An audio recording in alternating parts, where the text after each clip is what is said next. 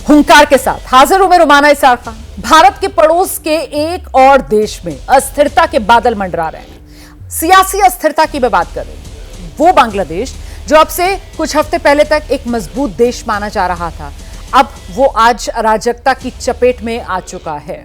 आरक्षण हटाने के नाम पर जो आंदोलन शुरू हुआ था, वो आरक्षण हटने के बाद भी जारी रहा और शेख हसीना के इस्तीफे की मांग तक बात पहुंची। कल शेख हसीना के समर्थकों और विरोधियों के बीच पूरे देश में जबरदस्त हिंसा हुई और आज सेना के दबाव में आखिरकार शेख हसीना को इस्तीफा देना पड़ा। और न सिर्फ शेख हसीना को इस्तीफा देना पड़ा, बल्कि शेख हसीना को देश भी छोड़ना पड़ा है।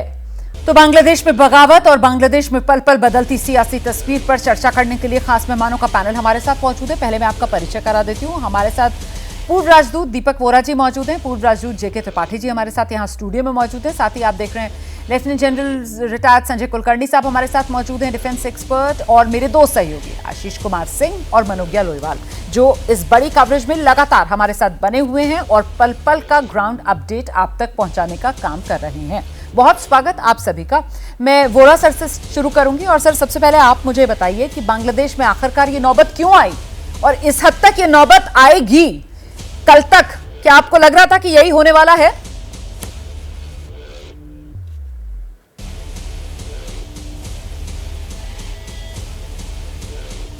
वोरा सर, अनम्यूट करना होगा आपको। सर म्यूट है। मेरी आवाज आ रही है आपको? जी जी, अब आ रही है सर।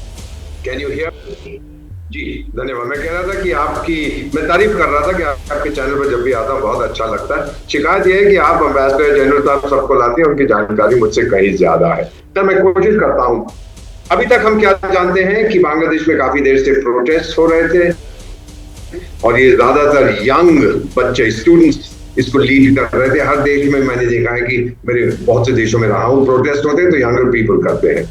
फिर दूसरी चीज हमें मालूम है कि फौज ने शेख हसीना को कहा अब आप यहां से चले जाइए, क्योंकि आपके अगेंस्ट गुस्सा है, आप चले जाएंगे कुछ हद तक शांति हो जाएगी। जब मेन जो होता है लोगों का दुश्मन कोट अनकोट वो चला जाता है तो लोग कुछ शांत हो जाते हैं। तीसरी चीज जो हम जानते हैं कि वो भारत आ रही है, अभी ये मालूम नहीं उसको यहाँ पे पॉलिटिकल असाइलम दिया जाएगा कि नहीं। वो ऐसे नहीं आती है मैम, हम लोग पहले पूरा प्रोटोकॉल होता है, वो बोलती है कि भाई मैं आना चाहती हूँ, क्या मेरे को ओवरफ्लाइट परमिशन दी जाएगी, लैंडिंग परमिशन दी जाएगी, एटसेट्रा एटसेट्रा। वो हमने बहुत जल्दी कर दिया। अब कारण क्या है? कल तक क्या हम समझ पा रहे थे कि ऐसा कुछ होगा बांग्लादेश के अंदर? जो स्टूडेंट डेमोन्स्ट्रेशन काफी देर से चल रहे थे रिजर्वेशंस के बारे में, आरक्षण के बारे में, वो फिर जो है खत्म हो गया जब इन्होंने बांग्लादेश गवर्नमेंट ने इंटरनेट के ऊपर प्रतिबंध लगा दिया था, सोशल मीडिया को बैन कर दिया था, फिर हटाया उसको और फिर से ये शुरू हो गए। मैं कहता हूं कि इसके अंदर मेरा जो समझना, मैं तो कई बार वहां गया हूं, उस इलाके में रहा हूं, चार चीजें हैं। एक तो है रेडिकल इस्लामाइजेशन। 1971 से पहले, बांग्लादेश के धर्म से पहले, वहां की महिलाएं 10 में से 1 शायद हिजाब पहनती थी, आज 10 में से 10 हिजाब पहनते। बहुत इस्लामाइजेशन। दूसरा, यहाँ डेवलपमेंट जरूर किया शेख हसीना ने, लेकिन एम्प्लॉयमेंट नहीं जनरेट कर पाई यंग लोगों के लिए।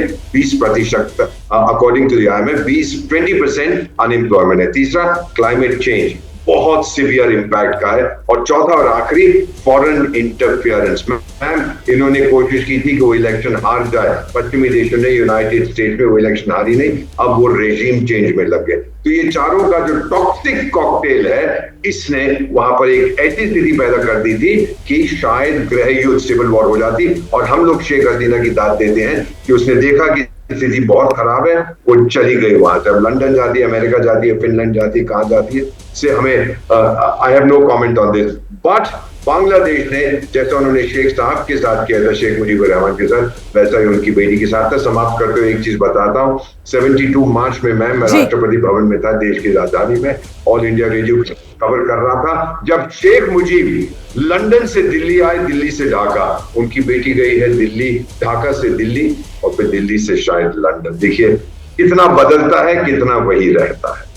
बिल्कुल सर, और आज 2024 में हमने एक बार फिर से देखा कैसे उनकी बेटी जो है उन्होंने इस्तीफा दिया और वो बांग्लादेश छोड़कर गई, और शेख मुजीबुर रहमान की जो प्रतिमा वहां बांग्लादेश में ढाका में लगी हुई है सर, उस पर प्रदर्शनकारी चढ़कर बाकायदा हथौड़े से उस मूर्ति को तोड़ते हुए नजर आए। और वो जो आप पॉलिटिकल असाइलम की बात कर रहे थे कि वो हमें सूत्रीय जानकारी दे रहे हैं सर कि पॉलिटिकल असाइलम को लेकर कोई मांग नहीं रखी गई है शेख हसीना की तरफ से। इस पर आगे मैं अपने सहयोगी आशीष कुमार सिंह का रुख करूंगी, लेकिन उससे पहले एक और बड़ी खबर दर्शकों को बताते हैं। शेख हसीना के देश छोड़ने के बाद उनकी पार्टी प्रदर्शनकारियों के निशाने पर आ गई है। इस समय पूरे बांग्लादेश में अवामी लीग के दफ्तरों को निशाना बनाया जा रहा है। अवामी लीग के कार्यकर्ताओं को चुन चुनकर उन पर हमले किए जा रहे हैं। कुछ समय पहले अवामी लीग के दफ्तरों में आगजनी की भी खबर मैंने आपको दिखाई थी। और एक बार फिर से आपको लेकर चलते हैं, हमारे साथ हमारी सहयोगी मनोज्ञा लोहवाल मौजूद हैं हमारे साथ। जानते हैं मनोज्ञा लोहवाल से, अभी भी स्थिति नियंत्रण में नहीं आ पाई है मनोज्ञा? मतलब शेख हसीना चली गई, लेकिन उनकी पार्टी और उनके लिए जो गुस्सा है अब उसके निशाने पर पार्टी के दफ्तर, पार्टी के नेता, कार्यकर्ता और सरकार के मंत्री। बिल्कुल सही कहा रोमाना आपने, किसी को भी स्पेयर नहीं किया जा रहा है। जिस पर भी अवामी लीग का ठप्पा लगा है उसे या तो घर जलाया जा रहा है उसका, या फिर पार्टी दफ्तर जलाया जा रहा है। कार्यकर्ताओं को आइडेंटिफाई करके मारा जा रहा है। अभी सुबह से लेकर अभी तक ऐसी अपुष्ट खबरें आ रही हैं कि 6 से ज्यादा लोगों की आइडेंटिफाई करके अवामी लीग के कार्यकर्ताओं की हत्या की गई है, जिसमें नेता या कार्यकर्ता शामिल हैं। नेताओं को खास तौर से जो पूर्व मंत्री हैं, जिसमें शाहरियार आलम हो जो कि फॉरेन अफेयर्स मिनिस्टर रहे हैं, या फिर हसीनुल हकीनू जो कि फॉर्मर मिनिस्टर हो गए हैं अब, और असदुज्जमान खान, खास तौर से ये जो बहुत बड़े कद पर रहे हैं पार्टी के, विप्लव बरुआ से लेकर इन सबको सेफ जगह रहने को कहा गया है, या फिर ये कहा गया है कि जितने सुरक्षित स्थानों अपने घरों पर भी तभी रहें जब उनकी सुरक्षा के पुख्ता इंतजाम होने लग रहे हों। आप कल्पना कीजिए कि जब एक बार खुद पार्टी की मुखिया अगर देश छोड़कर जा चुकी हो तो उनके कार्यकर्ताओं और उनके नेताओं पर किस तरह से लगातार गाज गिर रही होगी। ये माना जा रहा था कि 24 घंटे से 48 घंटे के बीच में सामान्य स्थितियां होती नजर आएंगी, लेकिन अभी सिर्फ अनाउंसमेंट्स हो रहे हैं, जहां सेना ने ये कोशिश की है कि लगातार बोल कर सबको ये कहा जाए कि शांति प्रक्रिया को बहाल किया जा रहा है। कुछ ही देर में इंटरिम गवर्नमेंट के बाकी नाम भी शामिल हो जाएंगे। करीब 10 मेंबर की टीम बनाई गई है जिन्हें उस इंटरिम गवर्नमेंट में, केयर टेकर गवर्नमेंट में रखा जाएगा और उन्हीं के साथ ये सरकार चलेगी। लेकिन ये सरकार चलाने के लिए सबसे पहले स्थिति को कंट्रोल में लाना बहुत जरूरी होगा, जो कि अभी सबसे बड़ी चुनौती बनी हुई है। महत्वपूर्ण जानकारी आप दे रही है। तो वो जो अंतरिम सरकार बांग्लादेश में बनेगी, अब उसको लेकर धीरे धीरे तस्वीर जो है वो साफ होती हुई खबरें कुछ छन कर आ रही हैं। मैं उन खबरों का इंतजार करूंगी, उसको लेकर भी हम ब्रेकिंग न्यूज दर्शकों तक पहुंचाएंगे कि वो अंतरिम सरकार का जो गठन 24 से 48 घंटे के भीतर जो कहा जा रहा है, वो कुछ नाम सामने आए हैं। उन नामों के साथ हम आपके पास आएंगे, लेकिन पहले जल्दी से आशीष कुमार सिंह का रुख करते हैं। और आशीष, जिस बात का जिक्र कर रहे थे अभी वोरा सर भी कि पॉलिटिकल असाइलम, राजनीतिक शरण, उसको लेकर तो तस्वीर साफ हो गई है ना। राजनीतिक शरण भारत से शेख हसीना की तरफ से नहीं मांगी गई। जी हाँ, शेख हसीना ने ऐसा कोई पॉलिटिकल असाइलम नहीं मांगा है। उन्हें सिर्फ स्टॉप ओवर दिया जा रहा है। वो दिल्ली पहुंचेंगे या ठहरेंगे रोमाना, जो हम बार बार अपने दर्शकों को बता रहे हैं। उसके बाद उनका लंदन की तरफ प्रोसीड करने का इनिशियल कार्यक्रम तो ज़रूर था, लेकिन वो जब यहाँ आ जाएंगे उसके बाद एक बार डिस्कशन में जैसा भी वो कहती हैं उसको फैसिलिटेट किया जाएगा यहाँ से आगे जाने के लिए। इमीडिएटली फ्लाई आउट नहीं करने वाली है, संभव है एक आध रोज़ यहाँ रुके, लेकिन नो पॉलिटिकल असाइलम, कोई पॉलिटिकल असाइलम ना उन्होंने मांगा है, ना भारत सरकार की तरफ से अभी तक ऐसा कोई पॉलिटिकल असाइलम उनको दिया गया है। मुझे ऐसा लगता है दिया भी नहीं जाएगा, क्योंकि मैं फिर दोहरा दूं, ऐसी स्थिति में जब पूरा बांग्लादेश सड़कों पर उतरा हुआ है, भारत सरकार कोई ऐसा कदम नहीं उठाना चाहेगी कि वो एक अनपॉपुलर प्राइम मिनिस्टर के साथ परसिस्टेंट तौर पर नजर आना चाहे। मुझे लगता है ये भारत और बांग्लादेश के रिश्तों के लिए भी ठीक नहीं होगा। महत्वपूर्ण जानकारी आप दे रहे हैं। मुझे लगता है जल्दी से अब जनरल कुलकर्णी का रुख करते हैं और उनसे समझते हैं। सर, आपको भी लगता है कि भारत की इस समय सबसे बड़ी कंसर्न यही होगा, वो हिंदुस्तानी नागरिक जो इस समय बांग्लादेश में मौजूद हैं? बिल्कुल, इसमें कोई शक नहीं है। अगर आप इस पूरी प्रक्रिया को देखें तो आप देखेंगे वो क्या बोलते हैं ना, कहीं पे निगाहें और कहीं पर निशाना भारत है। इसका एक्सटर्नल इंटरफेरेंस जबरदस्त है बांग्लादेश के अंदर, चाहे वो ISI के द्वारा हो, जमायत इस्लामी के द्वारा हो, या फिर CIA के द्वारा हो, या चीन के द्वारा हो। ये लगातार देखा जा रहा था उनके द्वारा कि इस लोकतंत्र सरकार को किस तरीके से इसका गला घोट करके इसको फेंका जाए, इसकी बहुत नजदीकी भारत के साथ देखी जा रही थी। आप समझ सकते हैं कि अगर बांग्लादेश के अंदर बांगा बंधु जो शेख मुजीबुर रहमान है, उनको उस तरीके से देखा, उनकी मूर्ति को निकाला जा रहा है जैसे सद्दाम हुसैन की इराक में निकाली जा रही थी, तो आप समझ सकते हैं कि किस तरह का एक द्वेष पैदा कर दिया गया है। ये सिर्फ शेख हसीना नहीं है, ये भारत के बरखिलाफ जो कार्रवाई हो रही रही है, ये साफ दर्शाती है। इसलिए हम लोगों ने यकीन करना है कि कम से कम बॉर्डर्स जो है सील करने, नहीं तो लगातार ये जो रेफ्यूजीज है ये त्रिपुरा की तरफ भागना शुरू करेंगे और हम लोगों को कंट्रोल करना मुश्किल हो जाएगा। हमने देखा था 71 की लड़ाई में क्या हुआ, यही हो रहा है 71 की लड़ाई में जिनका हमने साथ दिया, आज उन्हीं के बरखिलाफ बांग्लादेश के अंदर स्टूडेंट्स कोई माने नहीं रखते हैं उधर। ये जो रिजर्वेशन था ये एक बहाना है और ये बहाने के कारण ये जो एक्सटर्नल इंटरफेरेंस के द्वारा ये बांग्लादेश पे उथल पुथल है। महत्वपूर्ण बात सर आप कह रहे हैं, इसी को समझना होगा हमें। और इस बीच एक और बड़ी खबर आ रही है, वो ये कि बांग्लादेश में तनाव और शेख हसीना के देश छोड़ने की खबरों के बीच जो डीजी बीएसएफ हैं उन्होंने भारत बांग्लादेश सीमा पर सुंदरबन इलाके का दौरा किया है। भारत बांग्लादेश सीमा पर तैनात जवानों के ट्रूप मूवमेंट की जानकारी ली है, उन्हें हाई अलर्ट पर रहने के निर्देश भी दिए गए हैं। बीएसएफ के डीजी कोलकाता पहुंच चुके थे और अब सुंदरबन का दौरा भी उन्होंने किया है और साथ ही जो ट्रूप मूवमेंट की जानकारी ली है उन्होंने, भारत बांग्लादेश सीमा पर जो जवान है उनकी, और हाई अलर्ट पर उन्हें रहने के निर्देश दिए गए हैं। सीधे आपको लेकर चलते हैं, मनोज लोहेवाल इस वक्त हमारे साथ मौजूद है। मनोज, जिस बात का जिक्र जनरल कुलकर्णी कर रहे थे उसी बात की आशंका के मद्देनजर ये खबर बेहद महत्वपूर्ण हो जाती है। चौकसी सरहद पर उससे ज्यादा महत्वपूर्ण हो जाती है कि आपको उस बॉर्डर के पूरे इलाके को और उसकी टेंडेंसी को समझना पड़ेगा। खास तौर से ये रिवराइन बॉर्डर्स हैं सुंदरबन इलाके के, जो बांग्लादेश से एकदम सटे हैं, जहां पर एक गांव और दूसरा गांव आमने सामने है। और आप ये सोचिए कि मैं जहां खड़ी हूं और इसके सामने अगर इलाका बांग्लादेश हो तो कोई भी व्यक्ति पैदल चलकर आ सकता है, लेकिन जो चाक चौबंद सुरक्षा का ध्यान रखा गया है, मानसून का सीजन है, रिवराइन बॉर्डर है, सुंदरबन का इलाका खास तौर से, या फिर बाकी सारे बॉर्डर्स भी, बीएसएफ पहली फोर्स होती है जो तैनात होती है इंडो बांग्लादेश बॉर्डर पर, जो कि 4000 किलोमीटर लंबा है और विभिन्न राज्यों में फैला हुआ है। ऐसे में बीएसएफ की चाक चौबंद व्यवस्था की निगरानी करना, मॉनिटरिंग करना और ये ध्यान में रखना कि हर जवान जिस तरह से तैनात है उससे ज्यादा अलर्ट रहें, क्योंकि डिस्टेंस बहुत बड़ा हो जाता है। अगर बारिश तेज होने लगी तो इन इलाकों में आपको नाव से पेट्रोलिंग करनी पड़ेगी और ये भी ध्यान रखना पड़ेगा कि इस समय स्थितियां दोनों देशों के बीच सामान्य इसलिए नहीं है क्योंकि बांग्लादेश में जो स्थिति है वो सामान्य नहीं है। महत्वपूर्ण बात आप कह रही हैं। मुझे लगता है अब जल्दी से हम त्रिपाठी सर का रुख करते हैं और उन्हीं से समझते हैं जिस बात का जिक्र बाकी मेहमान कर रहे थे सर, कि वो फॉरेन इंटरफेरेंस, उसको आप काउंटर कीजिए। और साथ ही जो जनरल कुलकर्णी ने कहा कि भारत के साथ जिस तरीके के रिश्ते शेख हसीना सरकार के रहे, और मोदी 3.0 की अगर मैं बात करूं तो जिस दिन प्रधानमंत्री के तौर पर शपथ ले रहे थे नरेंद्र मोदी तीसरी बार, उस दिन शेख हसीना भारत में, और इसके बाद हमने देखा किस तरीके से उन्हें चीन के दौरे पर जाना था, लेकिन उससे पहले वो भारत आती हैं और उसके बाद वो चीन के दौरे पर जाती हैं। तो ये नजदीकी यकीनन पाकिस्तान से लेकर चीन तक को भी खटक रही होगी। बिल्कुल रोमाना, आपने सही कहा और मैं जनरल कुलकर्णी की बात से पूरी तरह सहमत हूँ कि इसमें भारत का एंगल भी है इस विद्रोह के पीछे। एक चीज़ मैं आपको बता दूं कि देखिए, अगर स्टूडेंट का, छात्रों का विद्रोह जो था, छात्रों का प्रदर्शन सिर्फ वहाँ तक होता कि रिजर्वेशन नहीं होना चाहिए, तो सुप्रीम कोर्ट ने 26 जुलाई को रिजर्वेशन ख़त्म कर दिया था, फैसला सुना दिया था 26 जुलाई को। लेकिन उसके बाद स्टूडेंट्स ने कहा कि जो लोग गिरफ्तार हुए हैं तोड़फोड़ आगजनी में उनको छोड़ा जाए और शेख हसीना इस्तीफ़ा दें। ये जो नया एंगल था ये बहुत ही ख़तरनाक था और मेरा पूरा विश्वास है कि ये चीज़ जो है ये कहा गया, ये इसके पीछे बांग्लादेश नेशनल पार्टी की बेगम खालिदा जिया हैं, हाँ। जिनके की कट्टरपंथियों के साथ भी उस पार्टी के बड़े अच्छे संबंध हैं और चीन के साथ भी बड़े अच्छे संबंध हैं। और आपको ये पता होगा कि जब वो चीन से वापस लौटी थी अभी शेख हसीना, तो एक वहाँ पे प्रथा है कि कोई भी प्रधानमंत्री बाहर से लौटता है तो एयरपोर्ट पर अपनी प्रेस कॉन्फ्रेंस करता है। जी। एयरपोर्ट पे प्रेस कॉन्फ्रेंस में जब लोगों ने उनसे पूछा, पत्रकारों ने पूछा कि क्या आप अवामी लीग के लोगों को ही पोषण कर रही हैं, उनके ही नाती पोतों को आप दे रहे रिजर्वेशन, तो गलती से कहिए या असावधानी से उन्होंने कह दिया कि तो क्या मैं रजाकारों को दूं। मतलब रजाकार वहाँ गाली मानी जाती, क्योंकि रजाकार वो लोग थे जिन्होंने कि 1971 की लड़ाई में पाकिस्तान का साथ दिया था, बांग्लादेश का नहीं, तो गद्दार थे।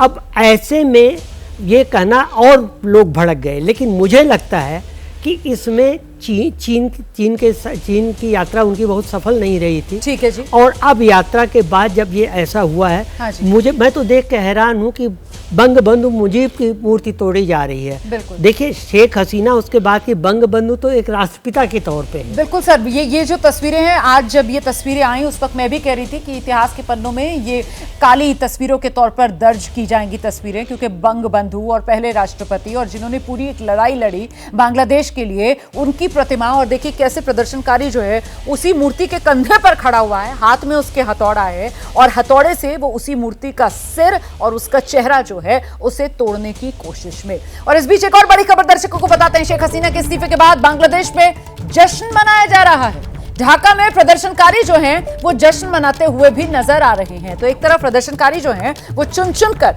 जो अवामी लीग है उसके दफ्तरों को जला रहे हैं, उसके दफ्तरों में तोड़फोड़ कर रहे हैं, अवामी लीग के नेताओं कार्यकर्ताओं को वो निशाने पर ले रहे हैं, और साथ ही जो प्रदर्शनकारी हैं उनके जश्न की भी तस्वीरें सामने आ रही हैं।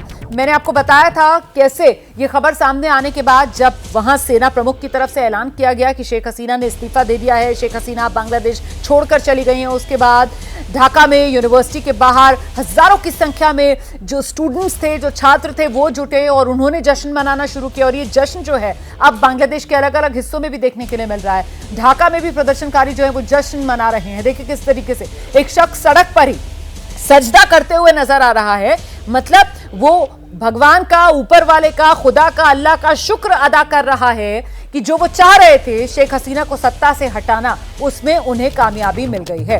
इस बीच एक और बड़ी खबर आपको बताते थे, पश्चिम बंगाल के लोगों से शांति बनाए रखने की अपील, और ये अपील ममता बनर्जी कर रही हैं। सांप्रदायिक सद्भाव बनाए रखने की अपील ये पश्चिम बंगाल की मुख्यमंत्री ममता बनर्जी की तरफ से की गई है। बांग्लादेश के हालात को लेकर ममता बनर्जी की तरफ से पश्चिम बंगाल के लोगों से अपील की जा रही है, शांति बनाए रखें, सांप्रदायिक सद्भाव बनाए रखने की अपील ममता बनर्जी पश्चिम बंगाल में कर रही हैं।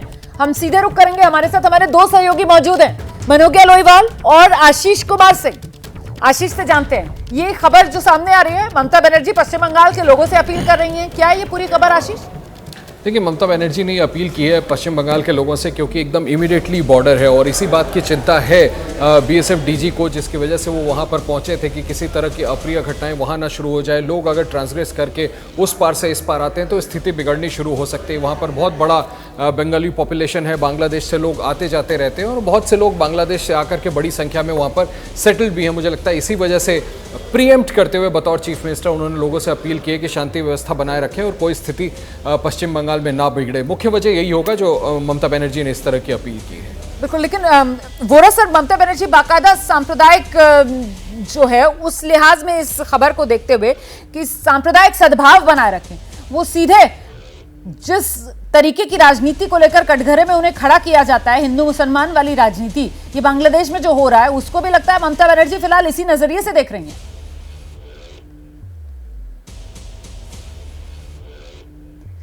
सर अनम्यूट करिए प्लीज। मेरी आवाज जी आ रही है। मेरी आवाज। एक चीज जो मैं हमेशा ध्यान रखता हूं मैम, 30 करोड़ बंगालीज हैं जो बॉर्डर के इर्द गिर्द रहते हैं बांग्लादेश में और पश्चिम बंगाल में। 30 करोड़, 300 मिलियन। और आप जानते हैं कि क्या क्या होता रहा इनके साथ, 71 में क्या हुआ, उसके बाद एटसेट्रा। तो ये काफी वॉलेटाइल एरिया रहा है काफी देर से। अभी भी मैं कहूंगा कि काफी हद तक वहां पर केंद्रीय सरकार की बात नहीं मानती, स्टेट सरकार और केंद्र उनकी बात नहीं मानता एटसेट्रा। ममता बनर्जी ने जो अपील की है शायद इसलिए कि कोई इमोशनल रिस्पॉन्स ना हो, लोग ना कहेंगे देखो ये क्या हो गया, और जितने यहाँ पर मुस्लिम्स हैं जो सेलिब्रेट कर रहे हैं कि हिंदू घरों पे आग लगा रहे हैं, हिंदुओं को मार रहे हैं, तो उसका बदला लिया जाए। इसीलिए उन्होंने अपील की है कि आप लोग शांत रहिएगा, वो भी बंगाली है, हम भी बंगाली हैं, सो लेट्स काम डाउन। बिल्कुल महत्वपूर्ण बात आप कह रहे हैं सर। मुझे लगता है जरा ग्राउंड पर जो हो रहा है उसका बेहतर अपडेट हमें मनोज्ञा लोईवाल दे पाएंगी। मनोज्ञा, अगर मेरी आवाज मिल रही है तो बताइए मुझे बांग्लादेश के ये हालात, और वहीं दूसरी तरफ पश्चिम बंगाल की सियासत, जहां पर बांग्लादेश के मुद्दे पर सीधे हिंदू वर्सेस मुसलमान और सीधे बीजेपी वर्सेस टीएमसी होता हुआ नजर आ रहा है। एक तरफ ममता बनर्जी का बयान, दूसरी तरफ बंगाल बीजेपी नेता शुभेंदु अधिकारी, वो भी लगातार बयान दे रहे हैं। ये हो क्या रहा है पश्चिम बंगाल में? देखिए, ये बात सच है कि इस पर राजनीति पश्चिम बंगाल में होगी और खासतौर से ममता बनर्जी यानी कि तृणमूल कांग्रेस बनाम बीजेपी होना इस पर लाजमी है। लेकिन इस समय बात देश की सीमा की हो रही है। ममता बनर्जी की एक हमेशा रूल, अनसेड रूल उनका हमेशा रहा है कि वो देश के खिलाफ या फिर देश के विदेश के बारे में या बाकी देशों के बारे में तभी टिप्पणी करती हैं। लेकिन बांग्लादेश के लिए उन्होंने कुछ दिन पहले भी कहा था, जब खुद बांग्लादेश सरकार ने कहा था कि हम इस बात से सहमत नहीं है, और उन्होंने कहा था कि कोई भी बांग्लादेश से आकर बंगाल में रह सकता है, ममता बनर्जी ने कहा था, जिस पर बांग्लादेश सरकार ने साफ इनकार कर दिया था और केंद्र सरकार को चिट्ठी लिखकर इसका ज्ञापन दिया था कि ऐसी कोई बात नहीं है कि कोई भी व्यक्ति बांग्लादेश से आकर बंगाल में शरण लेना चाहता हो। जो भी बात होगी वो केंद्र सरकार, भारत सरकार और बांग्लादेश सरकार के बीच में होगी। लेकिन क्योंकि करीब 1,500 किलोमीटर से ज्यादा की सीमा है दोनों देशों के बीच में, जो कि बंगाल से होकर गुजरती है, जिसमें सुंदरबन से लेकर उत्तर बंगाल तक, कूच बिहार तक होती है, जहां पर एन्क्लेव की जब लड़ाई होती है तब होता है जब तीस्ता का पानी बांग्लादेश जाता है बंगाल से, तो ममता बनर्जी सबसे ज्यादा आवाज उठाती हैं। या फिर बाकी नदियों का भी जिस तरह से पानी या फिर ट्रीटीज होती हैं, और जो सीमा का जो विभाजन हुआ था उसके बाद से, क्योंकि पश्चिम बंगाल और बांग्लादेश कल्चरली सेम है, भाषाओं में सेम है और बहुत सारी ऐसी बातें हैं जो दोनों देशों में सिमिलैरिटी मानी जाती है। आप बिल्कुल सही कई ऐसे लोग मुझे लगता है जल्दी से जनरल कुलकर्णी का हम लोग करते हैं। जनरल कुलकर्णी, एक तो ये हालात वैसे ही इतने संवेदनशील बने हुए हैं, सुरक्षा के लिहाज से मामला ऑलरेडी बहुत ही सेंसिटिव बना हुआ है, और ऐसे में हमारे यहाँ पश्चिम बंगाल और वहां पर पॉलिटिकल पार्टी कोई भी हो, यहाँ के नेताओं के बयान, ये क्या गंभीरता समझते नहीं है इन हालात की, इस वजह से इस तरीके के बयान देते हैं? और नेताओं के इन बयान से आपको क्या लगता है, किस तरीके का प्रभाव पड़ता है? देखिएगा, ये बहुत ही संवेदनशील विषय है, क्योंकि इसमें अभी अगर आप देखें किस तरीके से कम्युनिस्ट कंट्रीज में कलर रेवोल्यूशन के द्वारा वहां की सरकारों को हटाया जा रहा है, बाहर का इंटरफेरेंस है, हम लोगों को बहुत बहुत सतर्क रहना पड़ेगा भारत के अंदर, क्योंकि कुछ भी कहें इसका असर भारत पे होता है। क्योंकि अभी जैसे शेख हसीना का जो विमान है वो त्रिपुरा उतरा है, त्रिपुरा से उड़ करके दिल्ली आएगा। पिछली बार जब आप याद रखिएगा 15 अगस्त 1975 को जब शेख मुजीबुर रहमान को असैसिनेट किया गया था, आप समझ सकते हैं कि हम यहाँ पे रेड फोर्ट से भाषण दे रही हैं प्रधानमंत्री, और वहां पे असैसिनेट करके हमें अपना हेलीकॉप्टर भेजना पड़ा था भारत का उनको वहां से लाने के लिए। इस बार कम से कम अपने ही हवाई जहाज में बाहर निकल करके दिल्ली से फिर कहा जाता है, बीबीसी कह रहा है कि वो लंदन जाएंगी। तो अब वाकई इसमें कोई शक नहीं है, ट्रेमेंडस आउटसाइड इंटरफेरेंस है, चीन का इंटरफेरेंस है, बिकॉज चीन अपने हथियार बांग्लादेश की फौज को भेजा है। बांग्लादेश की फौज के ऊपर कितना भी हम कह दें ये ISI का जरूर इन्फ्लुएंस है, क्योंकि बार बार जिस प्रकार से वो कार्रवाई कर रहे हैं वो साफ जमायतें देखिए आप क्या कर रहे हैं। तो बांग्लादेश के अंदर जिस प्रकार से अवामी लीग को अवामी लीग के दफ्तरों को क्यों हमला किया जा रहा है वो देखा जाता है, अवामी लीग नहीं वो भारत। और ये जो एक तरीके से घृणा है और जो घृणा पैदा की जा रही है जमायती या रेडिकल फोर्सेस के द्वारा बांग्लादेश के अंदर, वो बांग्लादेश जहां पे करोड़ मैं कहूँगा millions of women have been raped by Pakistani, उसके बावजूद भी उस तरह का मैं कहूँगा एक व्यवहार, पाकिस्तान की तरफ प्यार, तो ये एक बहुत खतरनाक स्थिति है। इसके कारण भारत को बहुत सतर्क रहना पड़ता है। इसलिए DG BSF गए हैं यकीन करने के लिए कि किसी प्रकार से कोई इन्फिल्ट्रेशन ना हो, किसी प्रकार से लगातार बिल्कुल सर, क्योंकि इस वक्त मेरे ख्याल से वो जो इन्फिल्ट्रेशन है और वो भी बड़ी तादाद में, उसकी कहीं ना कहीं एक आशंका बनी हुई है। ये एक बड़ी चुनौती है इस समय इन हालात में। बिल्कुल, इन्फिल्ट्रेशन मतलब आप समझ सकती हैं कि आप अपने बंगाल में और बांग्लादेश में लोग आते जाते रहते हैं, मतलब इसमें ऐसे कोई रुकावट सी बात नहीं है, आराम से आज सवेरे आएंगे शाम को चले जाएंगे। तो ये जो है बहुत कठिन समय से गुजर रहे हैं, तो हम लोगों को बहुत बहुत वाकई देखना पड़ेगा। और अगर इस तरह के कम से कम नेताओं को बहुत जिम्मेदारी से यहाँ पर बयान देने होंगे, वो भी पश्चिम बंगाल जैसे राज्य के नेता, जिनके बयानों का क्या असर हो सकता है ये मेरे ख्याल से यहाँ एक्सपर्ट जो बता रहे हैं, मैं आपको जो बता रही हूँ, उससे बेहतर जो है वो खुद नेता समझ पाएंगे जिनकी तरफ से इस तरीके के बयान दिए जा रहे हैं। यहाँ एक बड़ा अपडेट आ रहा है, हमारे सहयोगी आशीष कुछ देर पहले कुछ कहना चाह रहे थे। आशीष प्लीज आइए। मैं बस ये बताना चाह रहा था कि अभी हमें सोर्सेज ने बताया कि अगले 10 से 15 मिनट में हिंडन एयरपोर्ट पे लैंड कर रही हैं बांग्लादेश की पूर्व प्रधानमंत्री 10 से 15 मिनट आप बता रहे हैं, मतलब 6 बजे के आसपास। जी हाँ, मैक्सिमम मुझे लगता है अब सिर्फ 10 मिनट में वो हिंडन एयरपोर्ट पे लैंड करेंगी। पहले ऐसा लग रहा था कि पालम एयरपोर्ट पे, लेकिन सोर्सेज ने कंफर्म कर दिया है कि हिंडन एयरपोर्ट पे यहाँ से ज़्यादा दूर भी नहीं है जहां मैं और आप बैठे हैं, वहां पर अगले 10 मिनट में शेख हसीना लैंड करने वाली है। थैंक यू आशीष, नजर बनाकर रखिए, जैसे कोई और अपडेट आएगा मैं फौरन दोबारा आपके पास आऊंगी। इस बीच एक और बड़ी खबर दर्शकों को बताते हैं। ढाका में प्रदर्शनकारी अपना गुस्सा अवामी लीग और शेख हसीना के परिवार पर भी निकाल रहे हैं। प्रदर्शनकारियों ने बंगबंधु मेमोरियल म्यूजियम में आग लगा दी है। इसके कुछ घंटे पहले बंगबंधु शेख मुजीबुर रहमान की मूर्ति को तोड़ने की भी कोशिश की गई थी, वो तस्वीर भी हम आपको दिखा रहे थे। और अब अच्छा, पहले मैं आपको जानकारी दे रही हूं, बीएसएफ के डीजी ने सुंदरबन का दौरा किया है। डीजी ने जवानों के मूवमेंट की जानकारी ली है, जवानों को हाई अलर्ट पर रहने का निर्देश दिया है। अभी वो सीमा पर जिस तरीके की एक चुनौती बनी हुई है उसको लेकर जो हम बात कर रहे थे उससे जुड़ी हुई है बड़ी खबर। और साथ ही अभी कुछ देर पहले जो आशीष ने हमें जानकारी दी है ना कि हिंडन एयरपोर्ट पर कुछ ही देर में लैंड कर सकती हैं शेख हसीना, 10 से 15 मिनट या आप मानकर चलिए 6 बजे तक लैंड कर जाएंगी वो वहां पर। और इस बीच जरा जल्दी से अब रुक करते हैं, हम त्रिपाठी सर भी हमारे साथ लगातार बने हुए हैं। सर, अब यहां से सवाल बड़ा होता है कि बांग्लादेश में अब आगे क्या होगा? क्या बांग्लादेश भारत के लिए दूसरा पाकिस्तान बनने को तैयार नजर आ रहा है? बिल्कुल, देखिए रोमाना, भारत के लिए बहुत दुर्भाग्यपूर्ण और चिंताजनक है। दुर्भाग्यपूर्ण इसलिए कि बांग्लादेश शेख हसीना के नेतृत्व में बांग्लादेश भारत का बहुत अच्छा मित्र रहा है जी।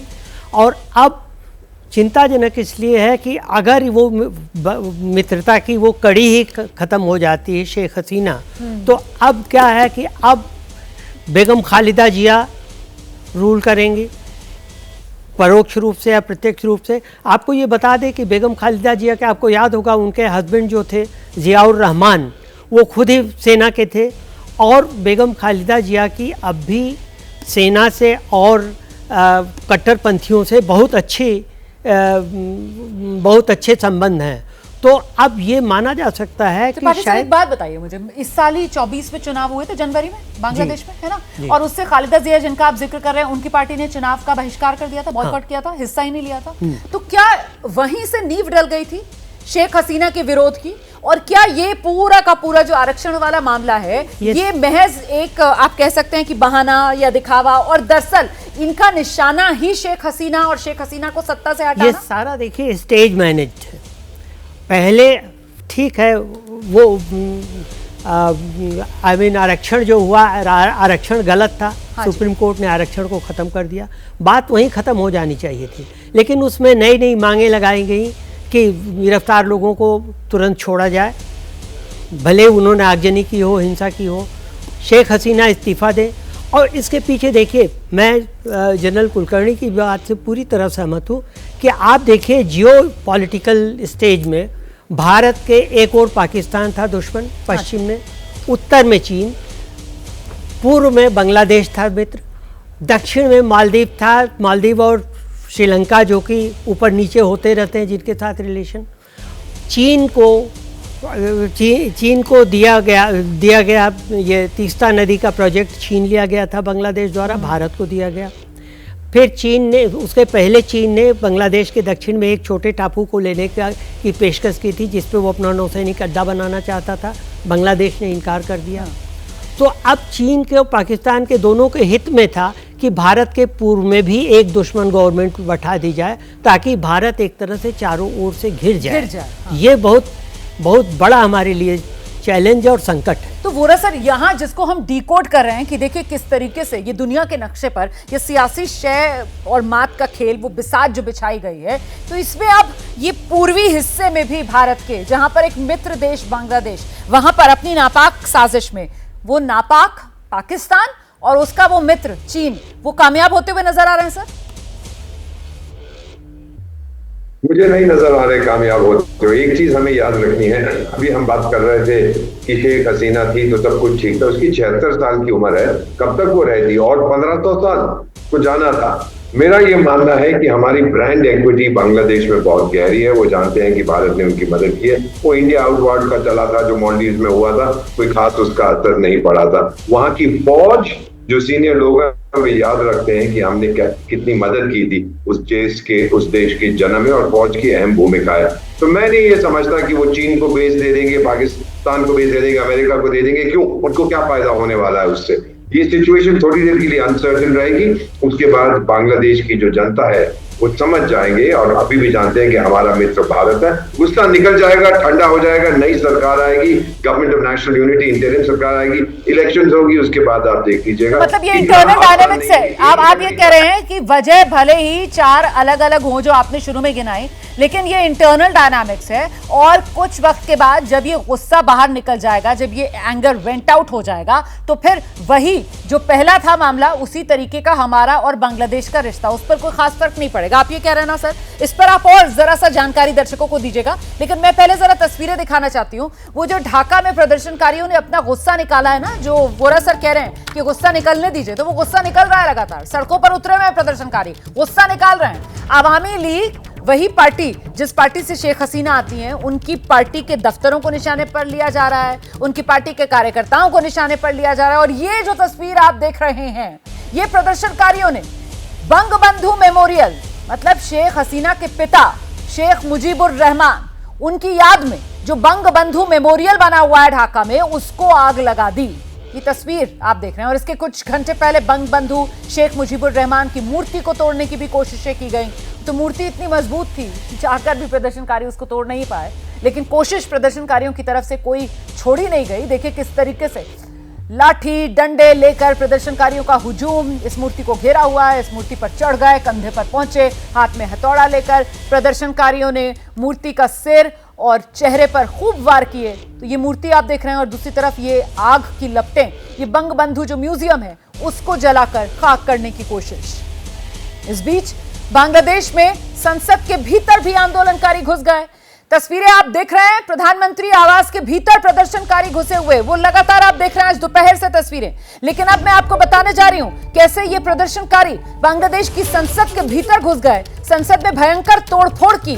ढाका में चरम पर अराजकता का माहौल। ये देखिए तस्वीरें, ये ढाका वहां की जो संसद है, उस संसद के भीतर पहुंच गए हैं प्रदर्शनकारी और वहां पर देखिए किस तरीके का हुड़दंग मचा रहे हैं। जहां चुने हुए प्रतिनिधि बैठते हैं, वहां पर ये प्रदर्शनकारी कुर्सियों पर ही नहीं बैठे हुए, मेजों पर चढ़े हुए नजर आ रहे हैं। वहां पर धुएं के गोले चलाते हुए नजर आ रहे हैं, वहां पर प्रदर्शन करते हुए नजर आ रहे हैं, वहां तोड़फोड़ मचाते हुए नजर आ रहे हैं।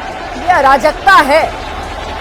और अगर इसे गुस्सा और गुस्सा बाहर निकालने के कवायद के तौर पर देखा जाएगा, तो फिर ये कवायद तो बहुत भारी बांग्लादेश को फिलहाल पड़ती हुई नजर आ रही है। बोरा सर, तस्वीरें तो यही बता रही है। सेना ने फिलहाल ऐसा लग रहा है कि हालात अपने हाथ में जरूर ले लिए हैं, कमान अपने हाथ में जरूर ले ली है, लेकिन फिलहाल सेना भी इन्हें नहीं रोकना चाह रही है। सेना ने भी इन्हें खुली छूट दे दी है कि ठीक है, गुस्सा निकाल लो, भड़ास निकाल लो। ऐसा ही कुछ हो रहा है क्या?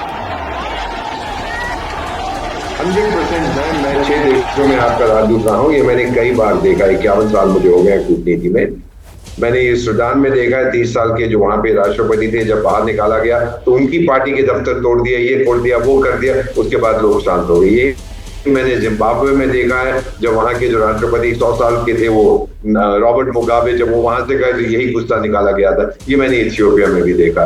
तो गुस्सा जब निकल जाएगा, लोग शांत हो जाएंगे, अपनी रोजमर्रा जिंदगी के साथ इन्वॉल्व हो गए। इस समय एड्रेनलिन पंप कर रहा होता है, धड़ाधड़। फिर ये 2-3 दिन के बाद स्थिति नॉर्मल हो जाएगी। और सेना ने टेम्पररी इंटरिम चार्ज दिया है, इलेक्शन होगी, उसके बाद देखा जाएगा क्या होता। बिल्कुल, अंतरिम सरकार फिलहाल 24 से 48 घंटे के भीतर जो सेना की तरफ से कहा गया है कि वो बनवाएगी। फिलहाल इसको परमानेंट सोल्यूशन तो नहीं कहा जाएगा। और आप जो बात कह रहे थे बोरा सर, मुझे लगता नहीं है त्रिपाठी जी उससे सहमत है। मैं त्रिपाठी जी के पास आऊंगी, लेकिन उससे पहले जनरल कुलकर्णी का रुख करते हैं। जनरल कुलकर्णी से ये समझेंगे कि सर यहाँ पर जो सेना की तरफ से फिलहाल रवैया कह लीजिए, आप एटीट्यूड कह लीजिए, जो नजर आ रहा है, क्योंकि यहाँ जनता है और ऐसा है पूरा देश ही लग रहा है सड़क पर उतर आया है।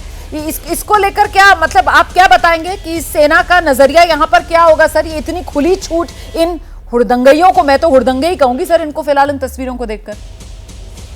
देखिए, इस तरह की जो अराजकता है, आप 13 आदमी पुलिस के मारे गए हैं, तो पुलिस और उनके पैरामिलिट्री फोर्सेस के बीच में जो अभी तक झड़प हुई है, उसको देखते हुए फौज ने ठीक समझा होगा उनके, इसके बीच में दखल अंदाजी देने की जरूरत नहीं है, देखते हैं कहाँ तक जाता है। सरकार तो फौज ने ही चलानी है, उसके बाद उन्हें भी मालूम है, क्योंकि इंटरिम सरकार में अवामी लीग का तो कोई होगा नहीं। तो ऐसे हालात में वो देख रहे, वेट एंड वॉच, पर लेकिन बांग्लादेश की फौज मैं आपको रोक रही हूँ, जनरल कुलकर्णी मैं आपको रोक रही हूँ। बड़ी खबर दर्शकों को बता देते हैं, इस वक्त हिंडन एयरबेस पर पहुंच गई हैं शेख हसीना। ये इस वक्त की बड़ी खबर। हिंडन एयरबेस पर शेख हसीना पहुंच गई हैं, उनका विमान लैंड कर चुका है। गाजियाबाद का हिंडन एयरबेस जहां पर विमान उतरा है, अभी शेख हसीना तय करेंगी कि आगे उन्हें कहां जाना है। शेख हसीना ने भारत में शरण नहीं मांगी है। मैं फिर दोहरा दूं, सूत्र हमें यह जानकारी दे रहे हैं कि पॉलिटिकल असाइलम, राजनीतिक शरण शेख हसीना ने अभी भारत में नहीं मांगा है। फिलहाल एक स्टॉप ओवर की तरह वो भारत पहुंची हैं, कुछ वक्त वो भारत में रहेंगी, ये शेख हसीना ने तय किया है। सूत्र ये जानकारी दे रहे हैं, इसे आप किस तरीके से रीड कर रहे हैं त्रिपाठी सर? देखिए, शेख हसीना ने मांगा नहीं है, शरण नहीं मांगी है, और ना भारत ने बढ़कर शरण देने को कहा है, क्योंकि अगर आज की हालत में भारत बढ़ के शरण देता है खुद या उनके शरण मांगने के बाद भी, तो स्थिति और विस्फोटक हो सकती है हमारे लिए। हम पार्टी बन सकते हैं। हाँ, पार्टी बन सकते हैं, इसलिए हमें अभी इस पर कुछ नहीं कहना है। शेख हसीना यहाँ से 1 दिन 2 दिन 4 दिन रह के जहाँ भी जाएं वो ठीक है। मैं ये कह रहा था एक चीज़ की, जो ये है, मैं एम्बेसडर बोरा की बात से थोड़ा सा सहमत हूँ कि जो गुस्सा निकालने वाली बात है, गुस्सा निकल जाएगा, लेकिन अभी जैसा माहौल है उसमें अपने नेता के भाग जाने के बाद अवामी लीग पस्त हो गई। हाँ। और अवामी लीग के घरों में, उनके दफ्तरों में आग लगाया जा रहा है, लोग मारे जा रहे हैं। अगर अगली बार इलेक्शन होता है, केयर टेकर गवर्नमेंट कुछ दिनों बाद, महीने 2 महीने 4 महीने बाद इलेक्शन करती है, तो कौन सी पार्टी होगी जो कि बीएनपी को अपोज करेगी, खालिदा जिया को अपोज करेगी? अवामी लीग तो उसका तो जमीन पर है, बिल्कुल मनोबल खत्म उसका। तो खालिदा जिया और जमायतुल इस्लामी के लोग ही आएंगे सरकार में, और वो भारत विरोधी रहे। हाँ। तो ये मुझे इस बात का डर है कि ये भारत विरोध देर तक चलेगा। ये, और इसमें सेना की रजामंदी भी नजर आ रही है, आप यही कह रही हैं ना? मुझे लगता है जरा जल्दी से मैं 1 मिनट आपके पास आ रही हूँ सर, बड़ा अपडेट मनोज्ञा लोईवाल का रुख करते हैं। मनोज्ञा, शेख हसीना जो है वो लैंड कर गई है दिल्ली में, पुष्टि हो गई है इसकी? बिल्कुल, शेख हसीना लैंड कर गई हैं हिंडन एयरपोर्ट पे, जहां पर कई सीनियर एयरफोर्स के ऑफिशियल्स ने उनको रिसीव किया है। देखिए, 2 बातें हो सकती हैं। पहला कि हो सकता है ये रिफ्यूलिंग के लिए हो, एक सुरक्षित स्थान, वसुधैव कुटुंबकम, जो कि मैं बार बार कह रही हूँ भारत की हमेशा नीति रही है अधिकतर लोगों के लिए, और खास तौर से बांग्लादेश में शेख हसीना के लिए, जिन्हें हमेशा से ही इंडिया फ्रेंडली गवर्नमेंट के तौर पर देखा गया है, या इंडिया फ्रेंडली प्राइम मिनिस्टर के तौर पर। और हाल ही में जो चीन से लौटने के बाद गतिविधियां बढ़ी हैं, या फिर पाकिस्तान के साथ की गतिविधियां बढ़ी हैं, उसके बाद शेख हसीना का यहाँ आना, और ये पहला मौका नहीं है जब शेख हसीना बांग्लादेश में उथल पुथल के कारण भारत में आकर रही हैं। इसके पहले भी जब मुजीबुर रहमान की हत्या हुई थी, उसके बाद भी उन्होंने भारत में ही कई दिन बिताए थे। उन्हें यहाँ सुरक्षित स्थान पर रखा गया था, उन्हें रहने की अनुमति और दी गई थी, और उन्हें सुरक्षित भी रखा गया था। तो ऐसे में ये पुराने संबंध हैं, ये आज के संबंध नहीं है। लेकिन आज जिस मनोज्ञा, मैं जरा सा आपको रोक रही हूँ, आशीष हमारे साथ हैं, आशीष कुमार सिंह हमारे साथ मौजूद है, लेकर आशीष कुमार सिंह हमारे साथ मौजूद। अच्छा, ठीक है मनोज्ञा, अपनी बात पूरी कीजिए प्लीज, अपनी बात पूरी कीजिए। मैं वही बता रही हूँ कि जिस तरह से एक प्रधानमंत्री का, एक देश के प्रधानमंत्री का इस्तीफा देकर अपने देश को छोड़कर चॉपर में निकल कर आना, उसके बाद भारत आना, सीधा भारत आना, हिंडन एयरपोर्ट पर उतरना, जो कि एयरफोर्स यानी कि आर्मी, एयरफोर्स या फिर फोर्सेस के अधीन है, लेकिन उसके बाद यहाँ पर रुकना, कितनी देर रुकेंगी ये अभी पुष्टि नहीं हुई है, कब तक रुकेंगी इसकी पुष्टि नहीं हुई है। लेकिन भारत में हमारे जो सूत्र हैं वो यही कह रहे हैं कि फिलहाल हम अपनी नीति पर कायम हैं कि अगर वो यहाँ से कहीं और भी जा रही हैं, जितनी देर रहना चाहें रहें, लेकिन यहाँ से आने वाले घंटों में ये पुष्टि हो जाएगी कि वो किस रास्ते या किधर जा रही हैं। फिलहाल उनका परिवार अधिकतर समय लंदन रहता है, वो उनकी बहन हो या फिर उनके बेटे हों जॉय, जो अधिकतर यूएस रहते हैं या फिर लंदन रहते हैं। मैं सीधे दीपक वोरा सर का रुख करती हूँ और उन्हीं से जानती हूँ। सर, पॉलिटिकल असाइलम भारत में तो नहीं लेने वाली हैं, फिलहाल यही जानकारी मिल रही है। ऐसे में अब अगला ठिकाना क्या हो सकता है शेख हसीना का, और यहाँ से रणनीति क्या हो सकती है शेख हसीना की? क्योंकि वो जिस पार्टी को रिप्रेजेंट करती हैं, वो पार्टी यकीनन एक ऐसी पार्टी है जिसके साथ भारत के रिश्ते हमेशा मधुर रहे हैं और ऐतिहासिक रिश्ते रहे।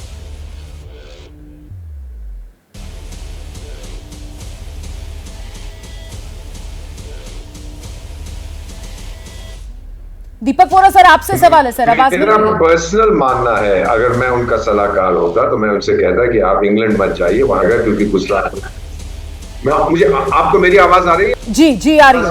आपको मेरी आवाज आ रही है?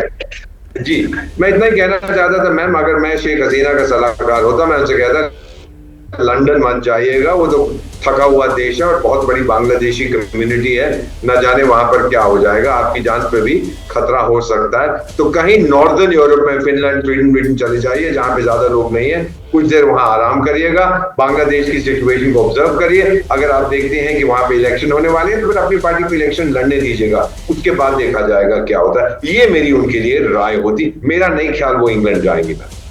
ठीक है सर। जनरल कुलकर्णी, आपको क्या लगता है यहां से बांग्लादेश के हालात को देखते हुए आर्मी का क्या रोल रहने वाला है? क्योंकि देश को एड्रेस करने के लिए हमने देखा कोई नेता सामने नहीं आया, जो प्रेसिडेंट है वो भी सामने नहीं आए, जो आर्मी चीफ हैं वो सामने आए। जनरल कुलकर्णी,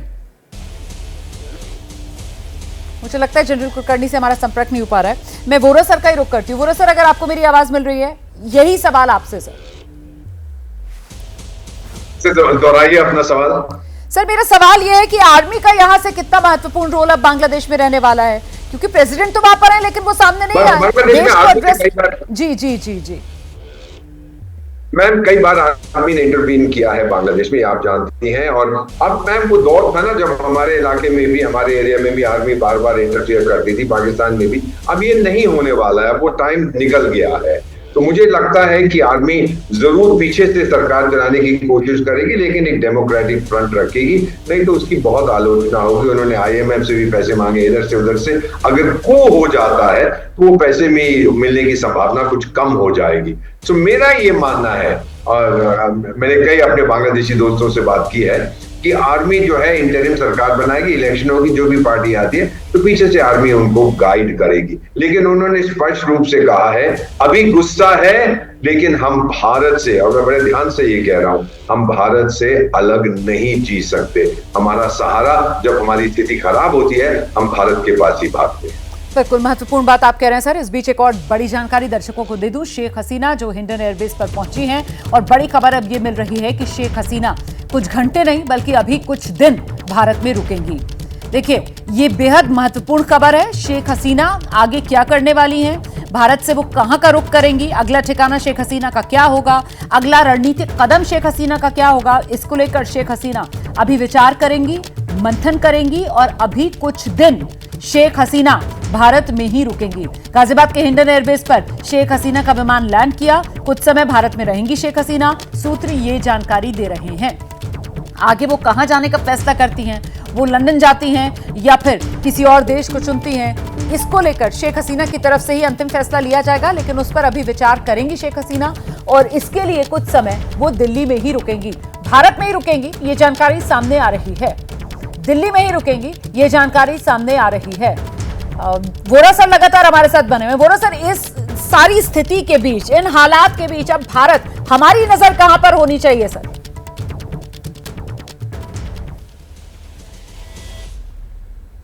कि अंदरूनी स्थिति क्या है और उसको स्टेबल करने की हमारी कोशिश होनी चाहिए। हमारी इक्विटी बहुत गहरी है, बहुत पैसे हमने दिए हैं, इन्वेस्टमेंट हमारा बहुत ज्यादा है।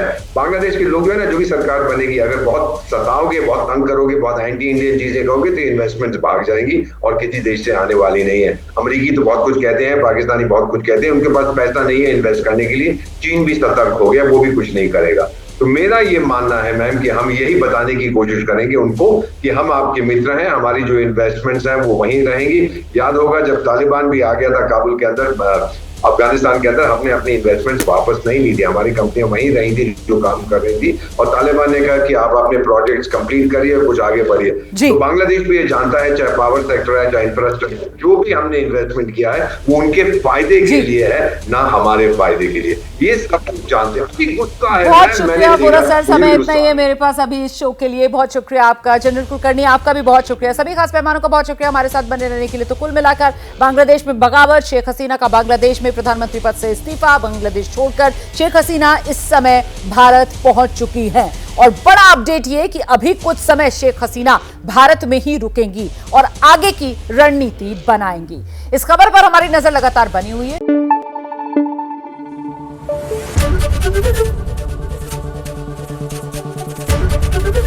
ABP न्यूज आपको रखे आगे।